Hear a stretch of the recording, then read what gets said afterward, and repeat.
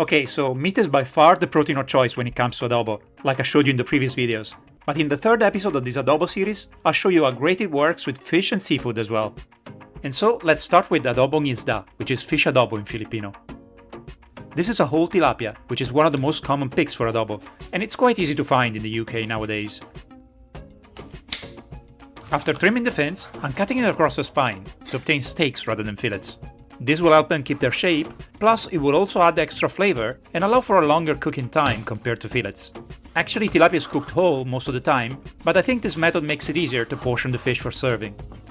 I will also chop an onion, and I will peel and slice a piece of ginger. Of course, you can substitute it with ginger paste. That's really all there is to it. The beauty of adobo, after all, is that it's one of the simplest ways to cook pretty much anything. So I'll add some vegetable oil to a saucepan, I'll throw in the onion, and the ginger. Once the onion is softened a bit, I will add 2 crushed garlic cloves, 3 tablespoons of rice vinegar, as a substitute for cane sugar vinegar or coconut vinegar, which are the traditional choice, then 4 tablespoons of soy sauce, 2 bay leaves, and 1 fresh chilli. At this point, I'll add the tilapia, including the head for flavor. Now, it is more common to fry the fish before cooking it in the sauce. However, apart from this one-pot method being easier and faster, not to mention healthier I guess, I feel it also remains truer to the original method, where the meat is cooked only in the liquid. So now, I'll grind some black pepper over it, and I'll add about 1/3 of a glass of water. I'll gently flip the fish steaks so they're all coated in a bit of sauce. I'll cover the pan with a lid and I'll let them cook on a gentle simmer for about 10 minutes. It's time to remove the lid and to reduce the sauce a bit, just a couple of minutes. It's important not to overcook it, or the flesh will get tougher and potentially even break up. As usual, adobo is perfect with some simple but fragrant jasmine rice. And of course, don't forget to pour some of that nice gravy all over it. And voila! Fish adobo might not be as popular as pork or chicken, but trust me, it's such an easy and tasty way to prepare fish, you'll want to make it all the time. But what if we tried it with something more local, at least here in the UK, like cod or salmon for example? Well, I did try both. Method and ingredients are always the same. Onion, garlic, vinegar, soy sauce, and a bit of oyster sauce if you want. Then bay leaves, chili, black pepper, of course fish, and a bit of water. If you're using fillets like I am, the cooking time goes down by a couple of minutes. Make sure to pour some of that tasty liquid over the fillets before you put the lid on. Just be careful not to stir or the fillets will break. Only about 7 minutes of poaching and they're ready.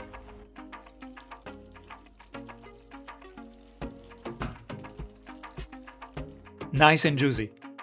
I think our favorite fish adobo is still tilapia, but salmon is a close second. As for cod, it's very lean, so I suggest that you use skin-on fillets. They hold together better while cooking, and you get that extra fat adobo pairs so well with, thanks to the vinegar in it. And now seafood, as promised.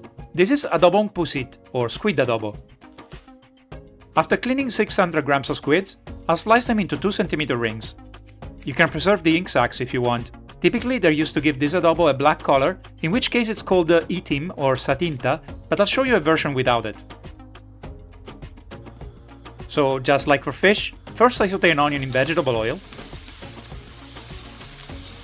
Then I add a teaspoon of ginger paste, 2 crushed garlic cloves, the squids, 2 tablespoons of rice vinegar, 3 of soy sauce, and this time I'll also add a tablespoon of oyster sauce. Then some green chilies and some freshly ground black pepper. I won't be adding bay leaves in this case because the cooking process is so fast they wouldn't have enough time to release their full aroma. There's no need to add water either because the squids already released some of their own, as you can see. It's only a matter of a few minutes or they might become rubbery. As a matter of fact, if you prefer a thicker sauce, you can always remove the squids and reduce it before serving. That's really good. It's savory, spicy and sharp, but the right amount. You get more of that vinegary flavor because of the short cooking time. And that holds true for prawns as well. This is adobong hipon. I'm using 10 king prawns, nice and fresh. I'm not removing the shell or the head because that's how they're typically used in adobo. It will help them keep them moist inside, but most importantly, it will contribute to the flavor of the dish.